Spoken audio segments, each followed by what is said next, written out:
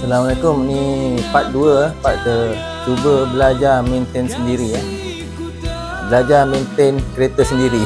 Okey. Part 2. Okey, iaitu isu yang hari tu adalah air coolant tu dia kurang Air coolant kurang, lepas tu kita guna apa nama produk tu?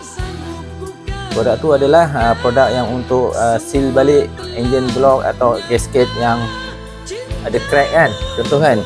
Jadi kita dah cuba hari tu kita dah masukkan liquid untuk seal kalau ada leaking kat gasket dan sebagainya. Kita try lah untuk percubaan untuk tengok sama ada produk berkesan dan mungkin itu kecil saja kan. So isu dia adalah hari tu kita dah tukar banyak komponen sebenarnya yang kita suspect kalau ada bocor. Kita dah tukar, di mana tank luar ni pun dah tukar, radiator dah tukar, dia punya hose pun dah tukar. Okey, tak ada leak lah. Nampaklah delete dia. Mungkin sebelah dalam lah, sebelah belakang kan, bahagian enjin kan, ini dia. Jadi kita tukar itu. Okey, selepas kita isi coolant seal leak tu, jadi kita dapat detek sini. Sebelum ni bersih kan, nampak kat sini air coolant tu keluar. Bila pressure tinggi, bila panas dia tinggi, air dia keluar kat sini. Itu isu dia adalah sebenarnya dekat dia punya cap lah. Ini jadi saya dah tukar cap yang baru ni. Cap yang baru ini original ni. Ini cap original.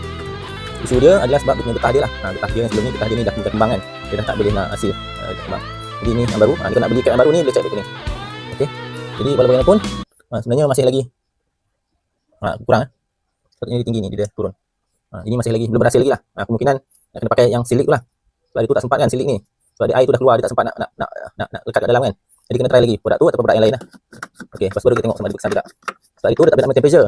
Temperature dia punya coolant silik tu dah keluar lah. Tu yang putih-putih ni. Dia punya barang ni kan. Yang putih-putih ni. Jadi kena beli balik. Isi balik lah. Ni part 2 Okey, jika berminat nak beli cap ni, boleh check beg kuning. Okey, kita akan sambung part 3 nanti. Assalamualaikum.